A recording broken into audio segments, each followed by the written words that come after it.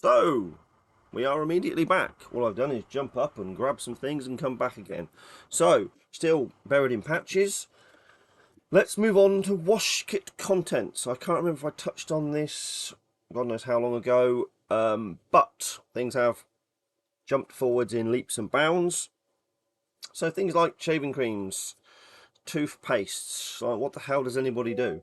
Because there was one guy making the Pubeco, something like that, ages ago. Don't know if they're still available. They were good, but they were not cheap.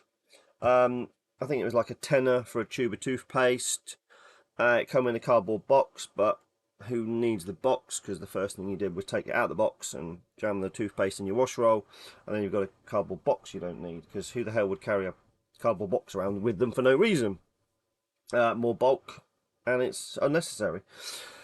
So we decided, again, we never do things by halves, that we would make shaving cream. Let's start with shaving creams. Shaving creams are on top here.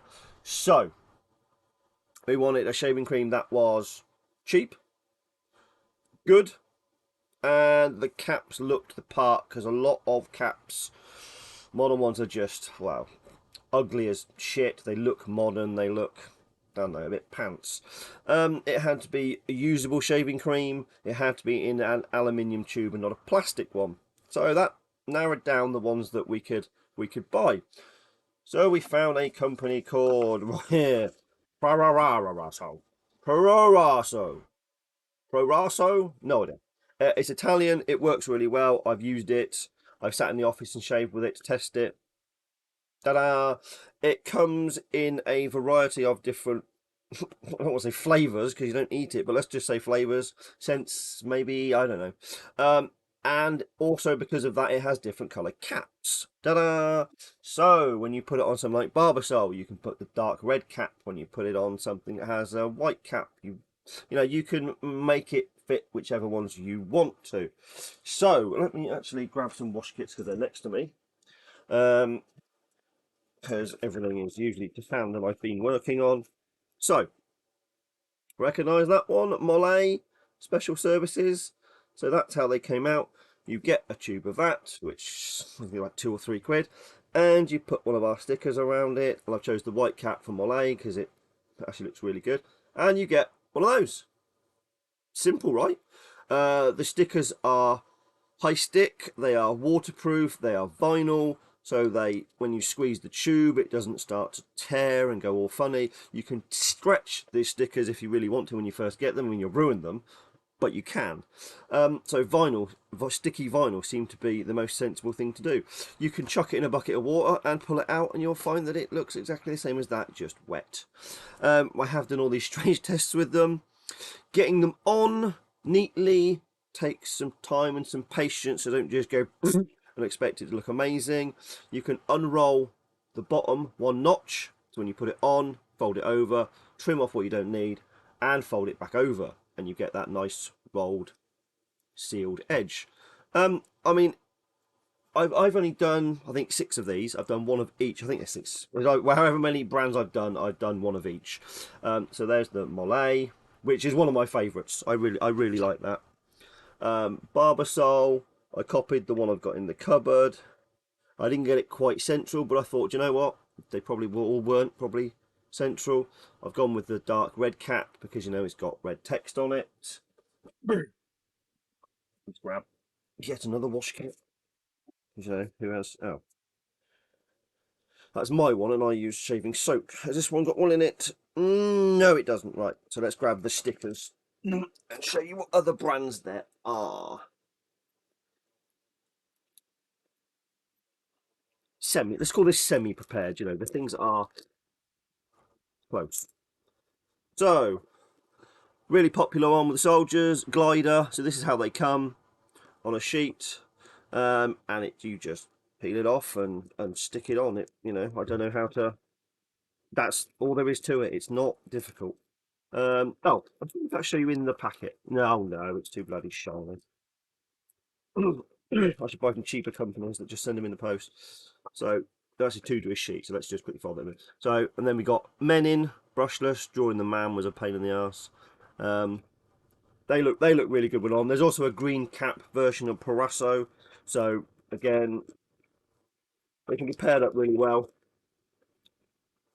So that's Glider and Menin, Barbasol. Oh, open. Okay, and Burma Shave. A lot of people think this is a British company, made in the USA, Minneapolis, Minnesota. Um, yeah, they look quite good on. I mean, my favourite's got to be the Menin. Oh, sorry, the Mole. I think those stripes are just, and also we've all seen those for sale, and they're just so recognisable. So there's five different brands, and the last one is the Mole. You've got Burma Shave, Mole, Barbasol, Glider, and Menin. Yeah, there's still five.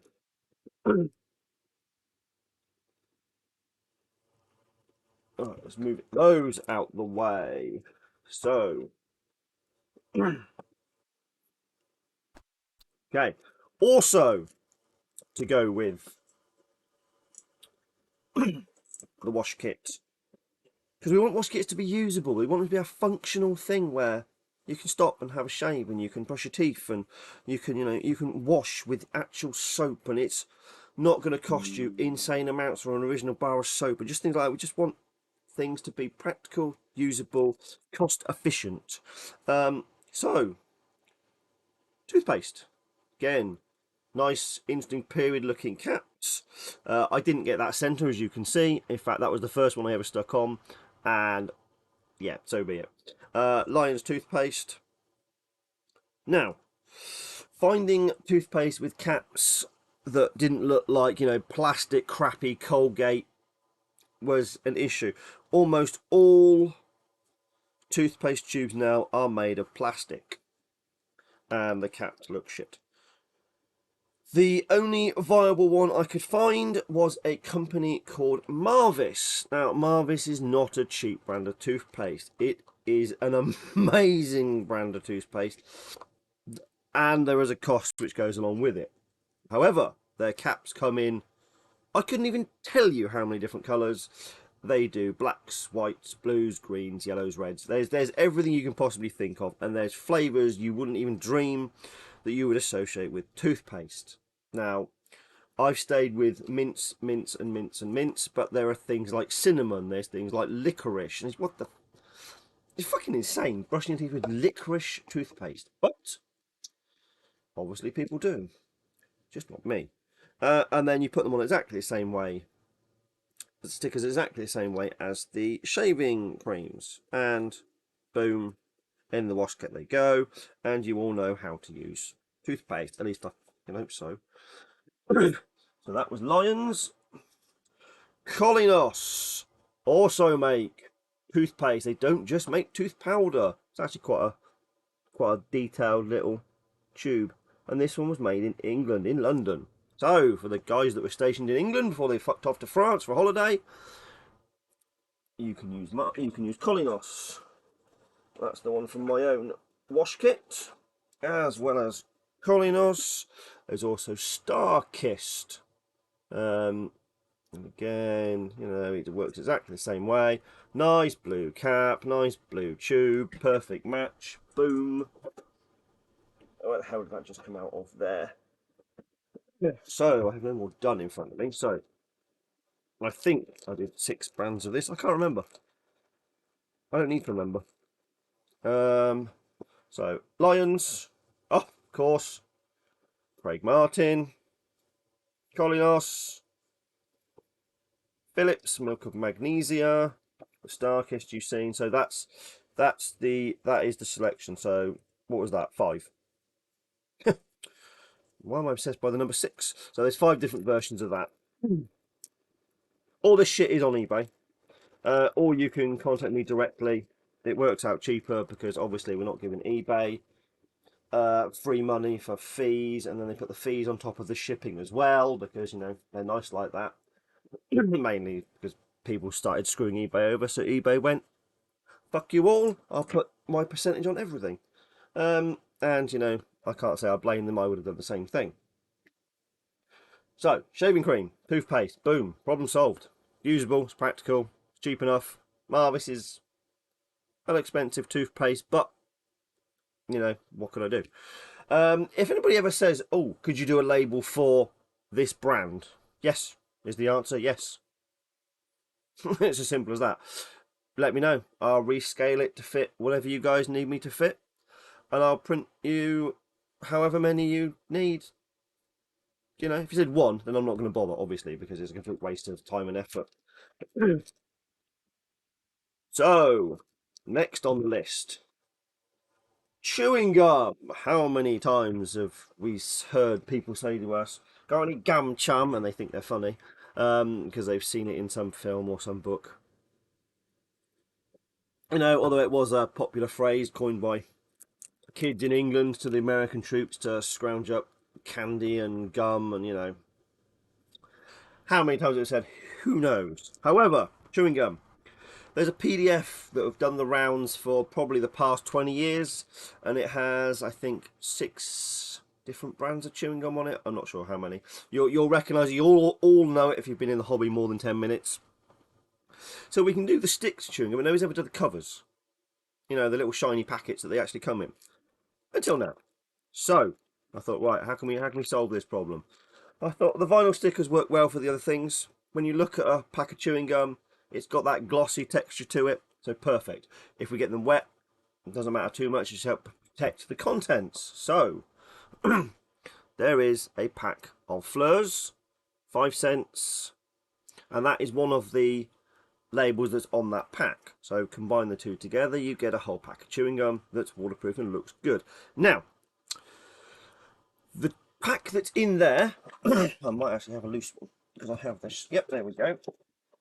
Is, you wouldn't believe the random things I end up buying: boxes of Starburst chewing gum, boxes of Wrigley's, all sorts of fun things. So that inside there is Starburst. Now, for a perfect fit, you need to find 5 stick packs. That's the perfect fit, and that's what's in there. Now, the key to making this look good is making sure the ends are a matching colour or compatible with the label you're putting on them. I have an example of what not to do. So, because the label only goes around the body, the ends are exposed, because that is the end of that. Ta-da! Or so that end, it's all a bit yellow in the other end. But they can look, as you see, bloody good.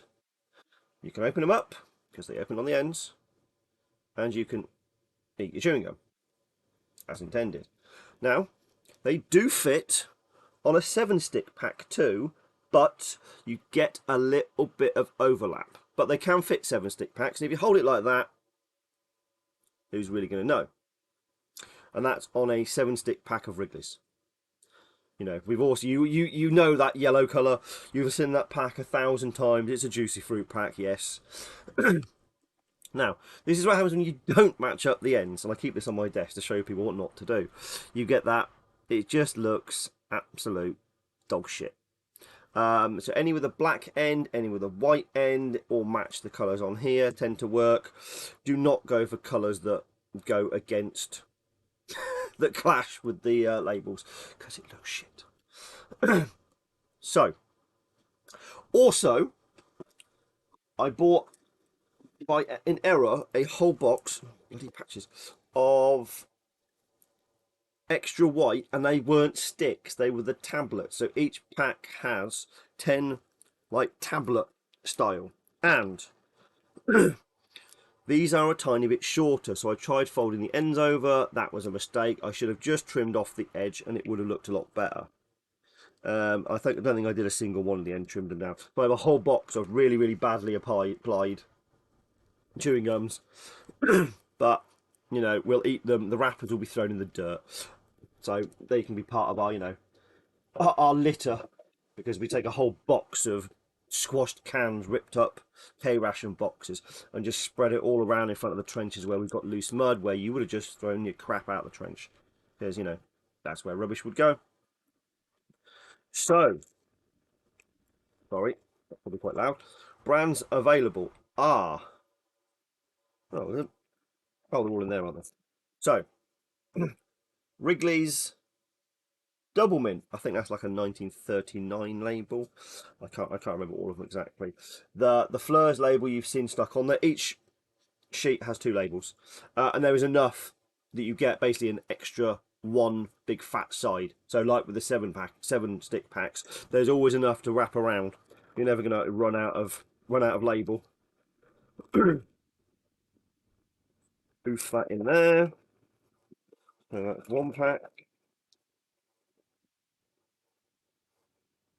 Sorry for the crackling. Oh, and the juicy fruit you've seen, and I think that's 40s.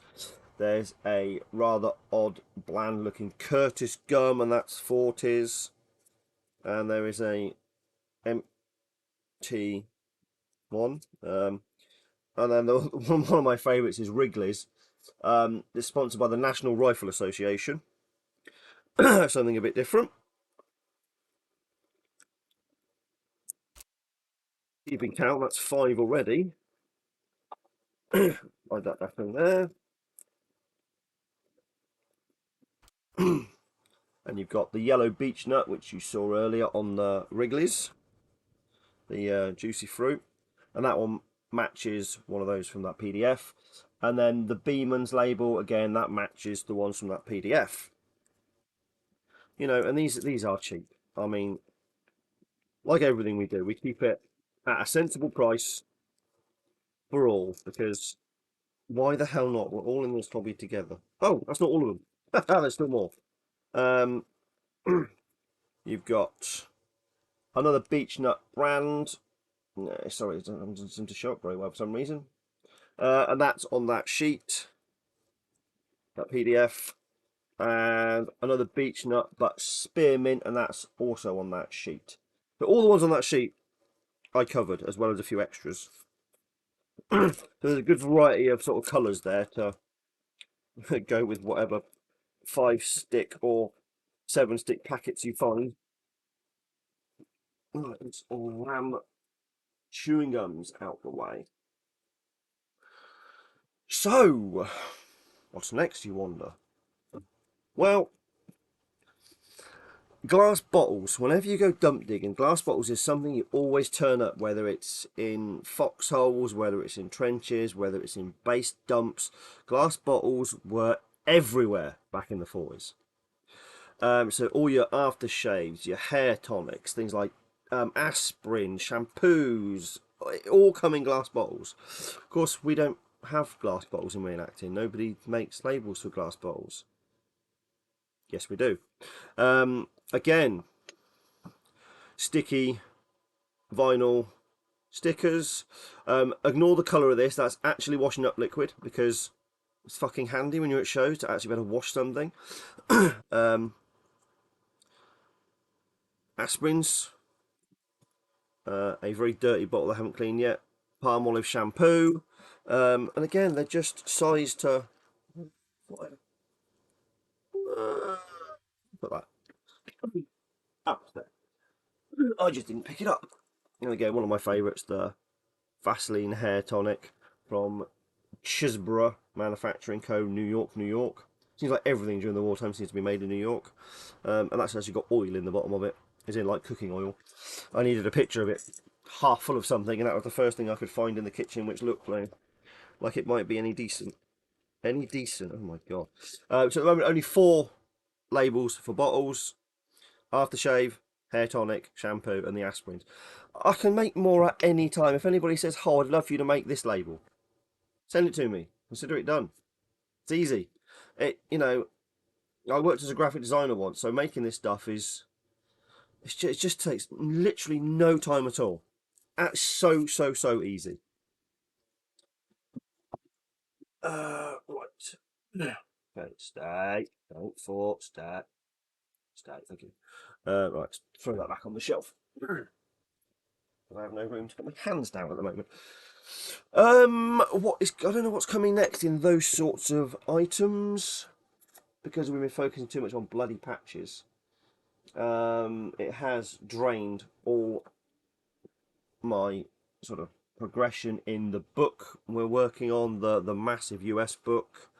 That has sort of come to a grinding halt. I will try and hit that after New Year. I did want it done by the end of the year, but clearly that's not going to happen. I think we're on page 500-ish. It's going to be a monster. A proper GI collector's guidebook to, well, supersede the picture book that was done years ago that they've actually started reprinting, which made me laugh. After all those years of trying to get them to reprint, they ignore everybody. And then about a decade later, they decide to do it again. Yeah, too late. What else is going on in this fun office?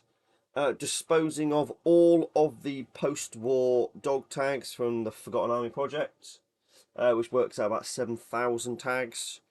Just selling them dirt cheap because I want them out of the way. I want the space. There was, you can see these cabinets behind you there. There used to be 3. See, there's only 2 rows. God! 2 rows now across there. There used to be 3 rows, and these went all the way along the top of that cabinet. And I think it was 8 of those 2x3 drawers that I've now just dumped into a huge, literally, just box of dog tags. There's about 7,000 something in there. Again, I want all this relic shit from my life gone. I am done with that fucking hobby and the people in it. So I've literally just put them in bags of 250, and I put them on eBay at 50 quid for 250 dog tags, and boom, boom, a couple went straight out the door. Oh, okay. One of the guys in Mistrop, I'm going to post him a couple of thousand, and he can sell them individually because you get a lot more money that way. But I've still got all of those to do exactly that with. Because I think only about 4 of those drawers are actually listed on eBay, and that is still a crazy amount of dog tags, considering it was like 32,500 in total. 32 or 36, I can't even remember now. It was over 30,000, well over 30,000 dog tags.